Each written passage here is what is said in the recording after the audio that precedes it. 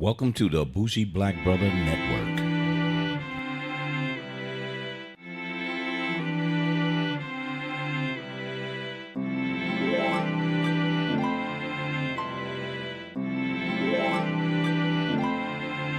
Good evening and welcome to Urban Lifestyle Cafe. I'm Michael, your bougie black brother, and I'm here with my co-host Elisa. Hello.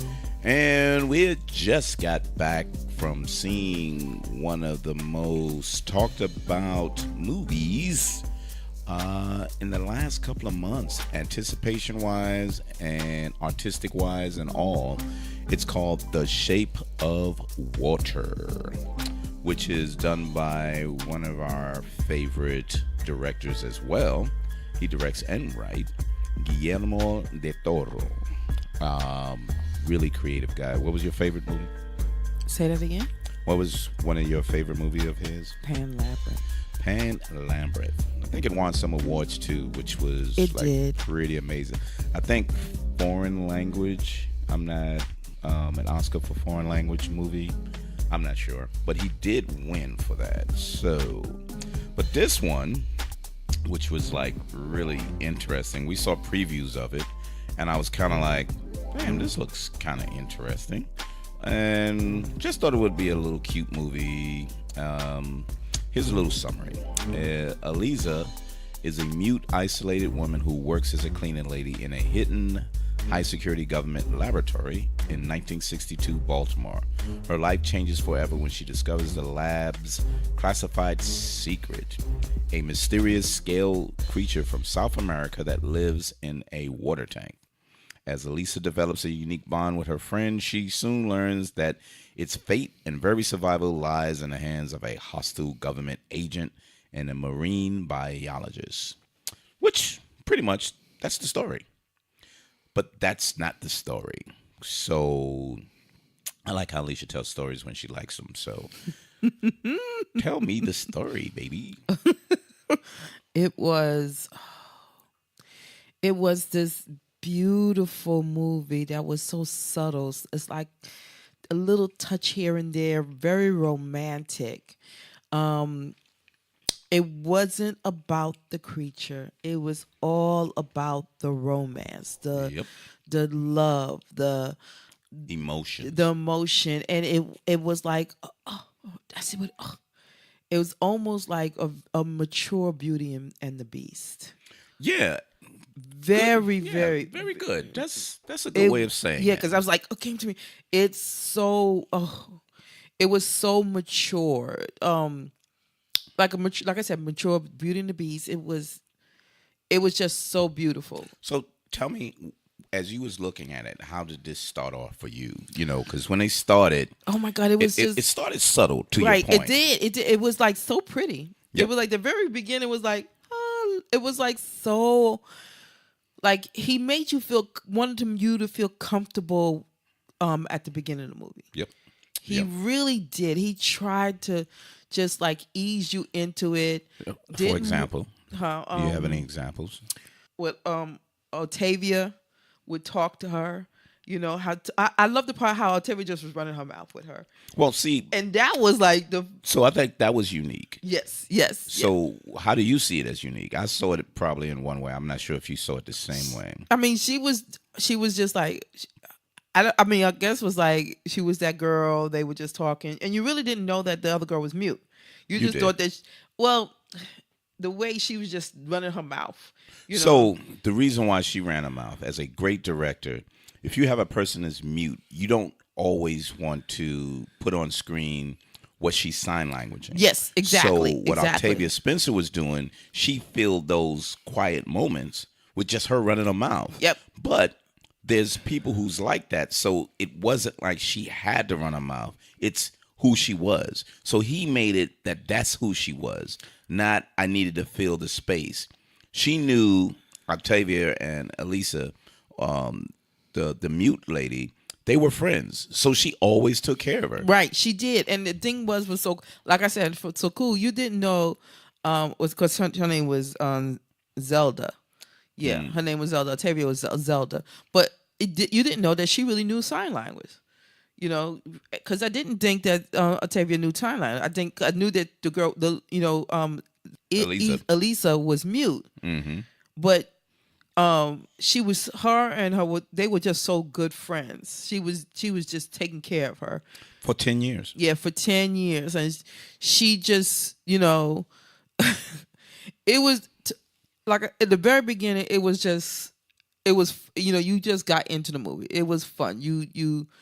They were cleaning ladies. She took care of. Zelda took care of Elise. She really did. She came in late while you came in late. Oh, and then the subtle things. At the very beginning, you seen her make her lunch. So take a bath. But let's flip it to the beginning. So at the beginning, it showed when the credits was going, they showed an apartment under the water. And her apartment was floating under the water. There was tables and everything, but you don't know what it was. You had no idea what the hell is this all, So everything is underwater. Then they show a body floating under the water, and then she slowly floats down to the couch. And as she floats down to the couch, her alarm goes off, and she's not underwater anymore. She's back to reality.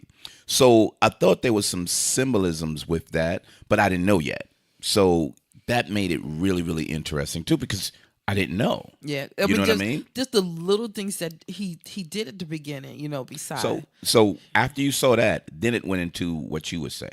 So yeah. She had a routine every day. Yeah, and the calendar. She pulled the calendar day. She made a certain amount of eggs. Right, and she turned it over and she read the what it is. The quote of the day or something like that. Yeah, and then she made her lunch because she didn't eat the food there. Yeah. And that was cool too, because how. And then she brushed her shoes. Yeah, she brushed her shoes. She had this little thing. Oh no, she had a closet full of shoes. No, she had this little thing that had the little brush in it. Right. So it was pretty cool. She just whip it out and then she just brush her shoes. But remember, she had a closet full of shoes, so she loved she was shoes. Into shoes. Yeah, she loved shoes, and that was so cool because he showed her loving these red shoes. Mm-hmm.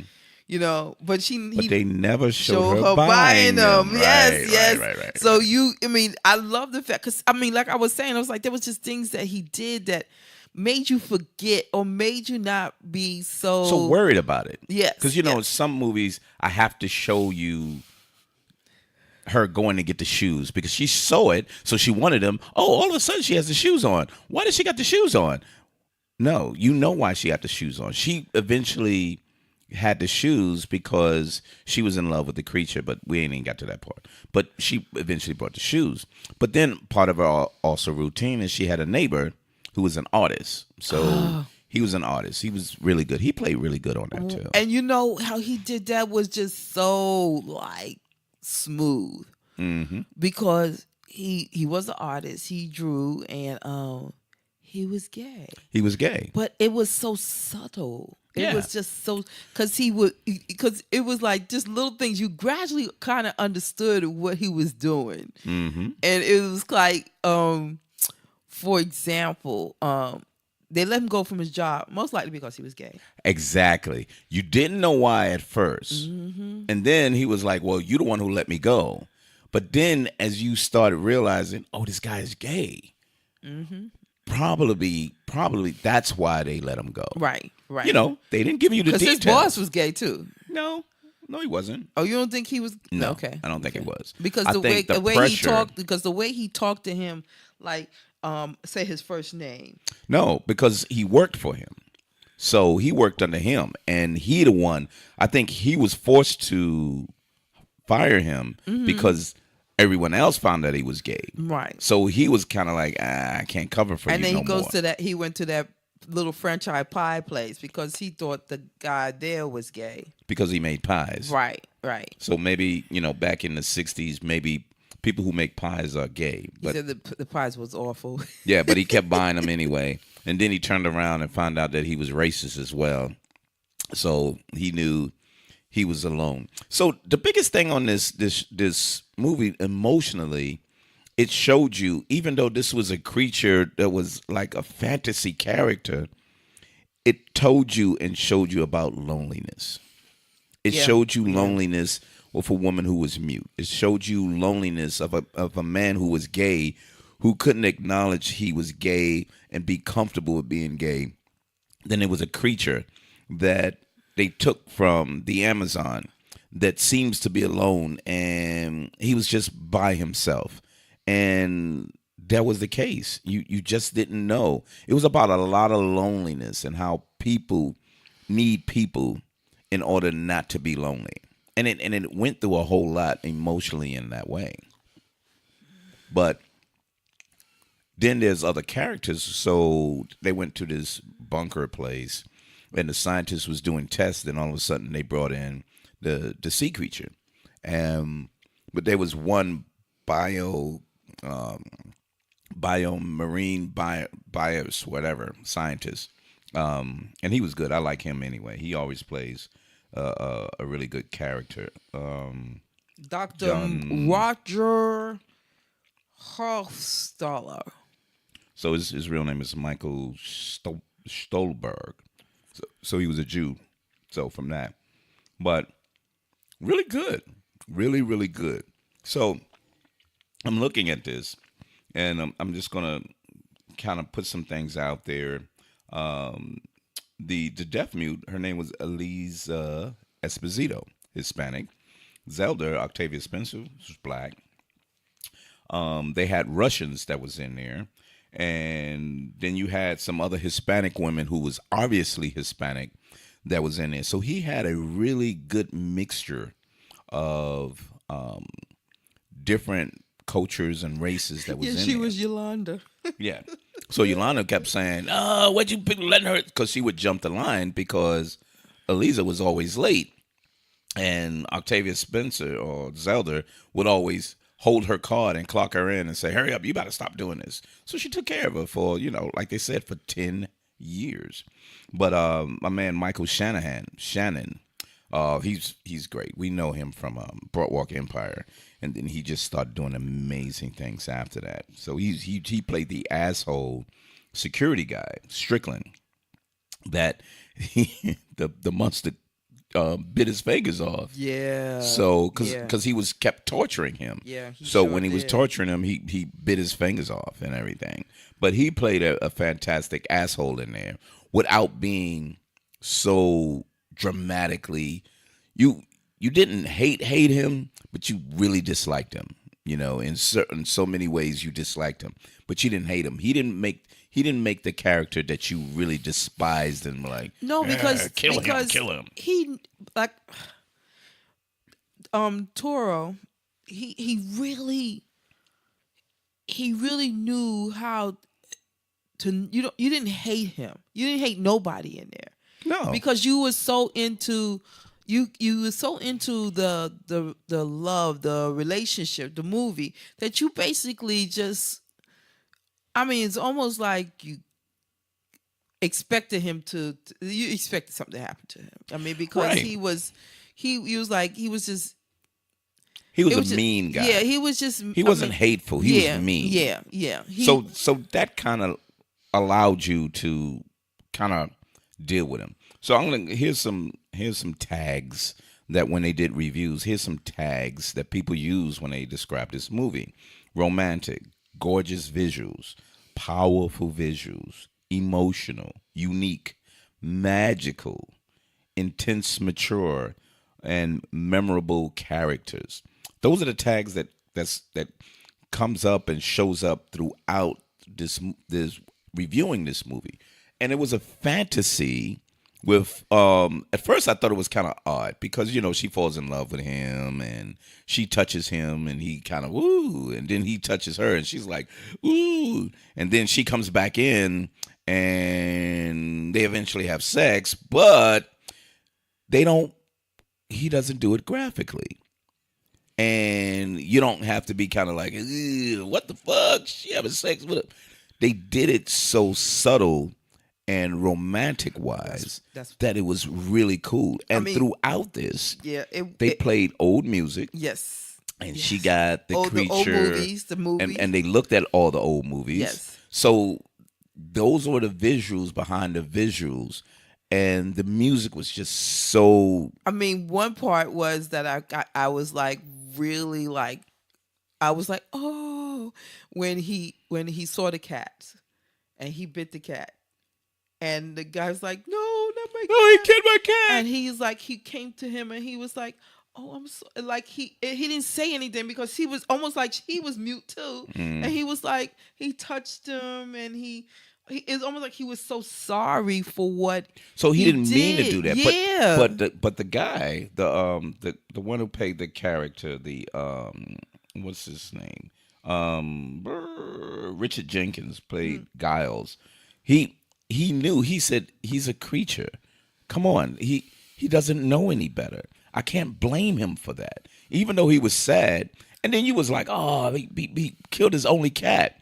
And then you see all the kittens come out. Then you was like, oh, he got the kittens though. So then it was like you felt bad. You understood why he did it.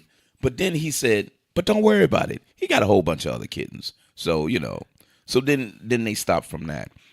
One other portion, and now reason why I brought up the music, was early in the movie, they watch Giles and Elisa would sit there and look at the musicals.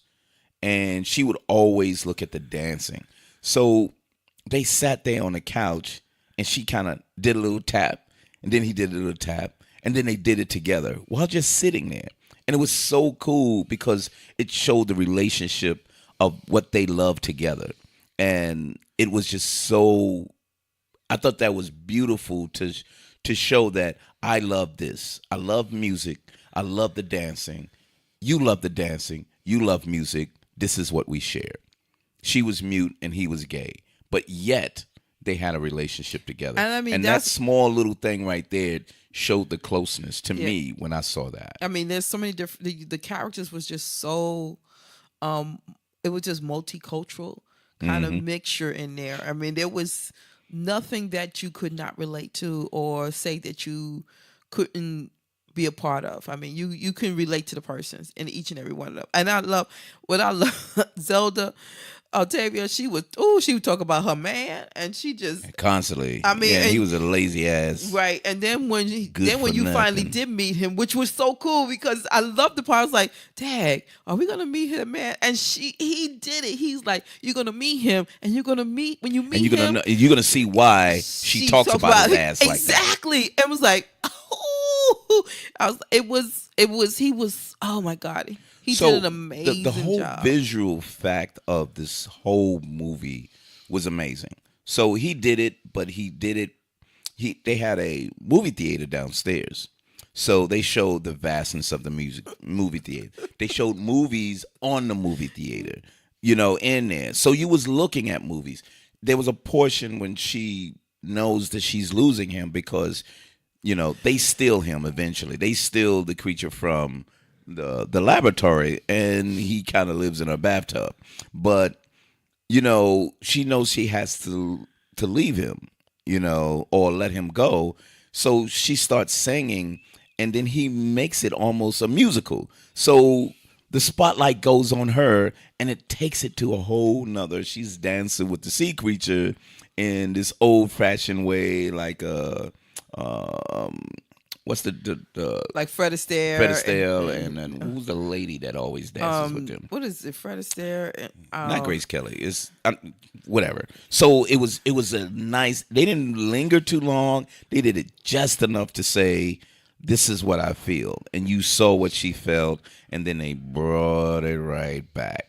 And the reality was she was sitting there, and he was sitting there eating eggs and shit because he loved the eggs. Yeah, he loved the eggs. I mean, it was just a really. So, you got to the part where, there are cleaning people at this government spot where it's it's a secret location. Top secret, underground, secret bunker, blah, blah, blah. And she have lunch with him. She had lunch with the creature, and, and even the doctor started, because they tried, now the doctor. Oh yeah, that scenario. He was a Russian agent. Yeah, he was a Russian agent. Yeah, and so he was basically supposed to steal the creature. Right, but so he couldn't get that. So they said, you need to kill him. Yep. You need to kill him, but he couldn't do it. But in between that, he found out what she was doing, so he helped her. Yes, he helped her to get the creature out. Because, like he told the Russian people, first and foremost, I'm a scientist. I'm loyal to my country, but first and foremost, I'm a scientist. And they was like, well, you got to kill him if you can't get him, or you can't wait until we help you take the creature away. You're gonna have to kill him because the Americans can't have this creature. Yeah. So he bombed the power supply to allow them to get away. Yeah. Besides the evil guy. Well, yeah, the bad Michael man, Shanahan. He put that Cadillac. Yeah, that guy sucking his ass and say, "You look like a man of the future. You need a future car. That's a green car. No, it's teal. Make sure people know it's teal." So they go back there and say, "Oh, I like that color green." He said, "No, it's teal." So, but I liked him on it. I did. I like him on everything he does because he has just a certain way of who he is. And he doesn't change, but he changes toward the role. So he's going to be him, but he plays a great role. So him being the asshole security guy, with his car getting Cadillac get hit by the truck, and they trying to escape and everything. Yeah, by like Gil did that. But the whole movie was so, fantasy and young girls who dreaming about being in love and being with someone that you really feel that you can be with. Then it happened to be a sea creature on that. So, and that was the other thing, like what you were saying, baby, like Beauty and the Beast, even though he didn't turn back into being a human being, what we find is it was something about her. Right. That she should have been with him. So I don't know if you caught it, but part of that dialogue, when they was asking her, she was like, "Yeah, I had her for 10 years." She said, "So did you always been deaf or whatever like that?" Yeah. And she was like, "Well, we found her, and she was in the water." So I was like, in the water. So it made me think about the beginning when she dreamed about being underwater. And then, in the ending, we find that those scratches weren't really scratches. Oh, that's right. They weren't. Nope. So they weren't scratches. They were gills. Yeah. So she was probably meant to be in the water. That's why she related so much to him. That's why she was attracted to him. Yeah. And he didn't understand. So as he started being with her, he started wanting her to be with him. Yes. And he was like, me, you. He learned sign language. He said, me, you, together. Yes. And she was like, no, you got to go. And but it was a really romantic. And I love how he ended. it. There was no, because, I was kind of like, oh, yeah, he's going to go back and he's going to show that the man that he slashed his throat, he's going to be mute. But that's not what he did. He ended it like, she is with him and he is with her. And that's it. It was about these people finding each other so they can't. And two lonely people are now not alone. Exactly. Oh. And it was just levels in here that was just so amazing. Oh, it was just so beautiful. There's gonna be one of those movies that I will never not get enough of. I love that movie. I really enjoyed it, like Pan Labyrinth and so Pan Labyrinth was such a great fantasy movie though, because all of that wasn't true. Yes, exactly. But yet you believed everything that you saw. Yeah, and so that's what he's such a. I mean, his mind is beautiful. He has this creative, he did the Pacific Rim with all the robots that everybody been trying to do the big robot thing, like the Japanese do, the Voltrons and all of those, and but he did it on his own, and he did a great job. That's why they did a part 2, even without him. He was like, no, that's just what I wanted to do. He had a mind to say, I want to do something this way, and when he does it the way he wants, it usually turns out really, really good. He did Hellboy. Hellboy is another comic book, a graphic novel that he did that, and it wasn't great, but it looked really good the way he put it together. It wasn't his written story, but he adapted from the actual graphic novel. So he does really, really good with what he does. And I enjoy it. It's not really mainstream type looking at it, but when you sit and you watch it, you really, really enjoy it. This is something that you really can enjoy. So that's why, I look forward to it. I didn't know what to expect. I thought it would be a more of a fantasy, cute love story, but it was an adult love story with the fantasy portions within that. Right. So comes down to the numbers. Yep. I can't. I want to give it a high note, but I can't do that. That's just why you not can't? Right. Because it wouldn't be right. What do you mean? Well, you know what? It would be my only movie that I give the highest one, the top one, which is a 10. Really? Yeah, I love this movie. I didn't want to, but I was like, there's no reason why I can't. And everything about it was just amazing. It was just one of those. I mean, I even cried at the very end.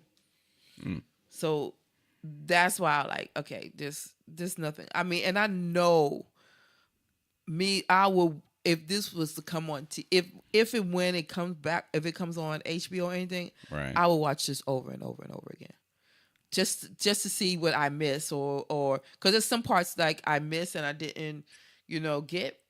This time I can actually sit there and watch it, and just watch it over and over and over again. Okay. I wouldn't give it a 10. No. I mean, I got you, but I wouldn't give it a 10. It's a definitely strong 9. I mean, I forgot which other one we rated a 9 together. Do you remember that one? I think it was Wonder Woman. Nope. Because I definitely when I gave that a 9. Which was it? I liked it, but I didn't think it was all that. Well, it's one other, like you said, it was one that we gave a 9. I can't remember exactly which one it is. Yeah, but it was something recent though. I thought it was something recent.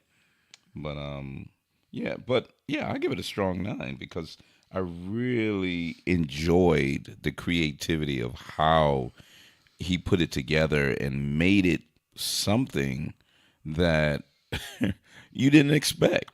You saw the story, but you just really didn't expect it to be. No, I mean, it was just as great as this was. Yeah, because I was trying to find something wrong with it, and there was nothing I could find wrong with it because it was just such an amazing story. It was odd. It was odd, and you could kind of like like I said, when it first came on, it was like, oh my goodness, look at how just how he did it, just the very beginning, how he started it off, and he made you forget about the little things that people would question about. Yeah. So, and even when in certain movies they gloss over certain things, what he glossed over, you didn't care. You know what I mean? Nope, you kind of was like, anyway, move on. Yeah, because like when she bought the red shoes, she had a red hairband to go with it. Yeah. I mean, this is subtle things like you like. She seen the red shoes. She's like, and then when he showed you how she loved the red shoes, she was like, oh, when she's gonna buy it? You know what I'm saying? And you totally forgot about. You didn't think about it. Yeah, and then you saw it on her. Oh, the Russian guy. Yes. Who saw her before she tried to take him away, but you never saw him in between there having a conversation with her. He saw her, she saw him, but they never had a conversation. But when it was time, he got what she was doing. Yes, exactly. And it was kind of like, oh, okay. Yeah, because he wanted her to continue doing what she was doing. Because he knew that the creature can communicate and do things. Exactly. So as a scientist, he was so fascinated by it. So he wanted it to continue, where the asshole guy was like, no way. Yeah, because he was torturing him, and he was trying to get information from him. He was trying to see. I mean, actually, they just wanted the creature so the Russians couldn't get it. Yeah. So they was like, okay, now cut him up and let's just find out what he made out of. Yeah, exactly. That's all that they wanted to do. And so, I mean, like I said, there was just so many things that you just overlooked. You didn't even it didn't matter. It really didn't matter in the movie. And the like they said, the sub story was the Russians racing to be better than the Americans, and then Americans trying to hold things back from the Russians, because this was basis of how do we put someone in space that has to be able to take all of that. So how do we do that? They brought a dog, and a dog went to space and came back. They was like, that's just bullshit. But, that was the underlying story of what this underground bunker and what they were doing. But that was just a small portion of the story. So they had so many small portions within the story that said, nope, this is just the way it's going to be. So really, really good. But outside of that, very good, deserving for award nominations. I think the woman Elisa, she played a great role. They said, what's her name?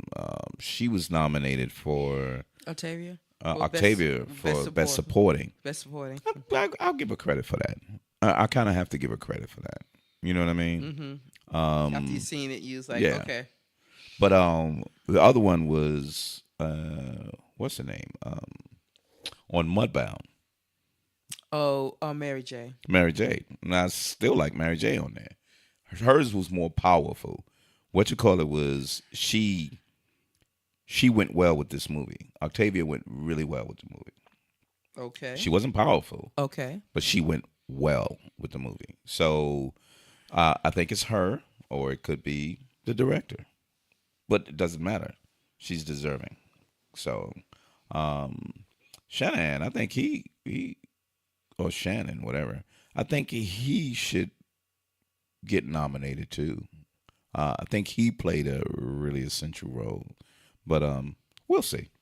We'll see. But I think the story as a whole is definitely deserving. Right. Definitely deserving.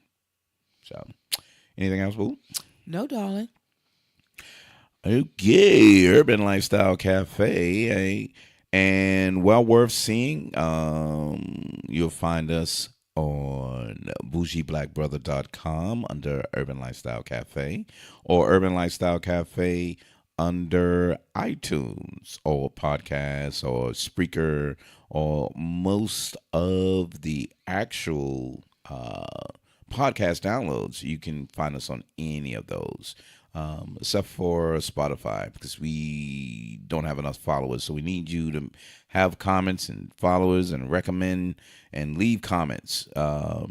We have a couple of other ones that potentially we want to see. Molly's Game is coming out. Yeah, this Friday. Which is Aaron Sorkin's directorial debut. Because Aaron Sorkin is an amazing writer. This guy is one of the best screenplay writing guys that I've seen that in our decade or whatever, but really good. We'll be looking at that coming up soon. I'm not sure if we're going to see The Post. I don't know if we're going to go to the movies to see that, but pretty interesting. I think Meryl Streep love her. The main character. Yeah. Seeing the previews of her, she's amazing. She becomes a character, whereby Tom Hanks is Tom Hanks. Unless he's really creating a new character, he's just the same guy. And this looks like he's just the same guy. But Meryl Streep really looks like, wow, she looks like she's due for another Academy Award with this. Yes, she should.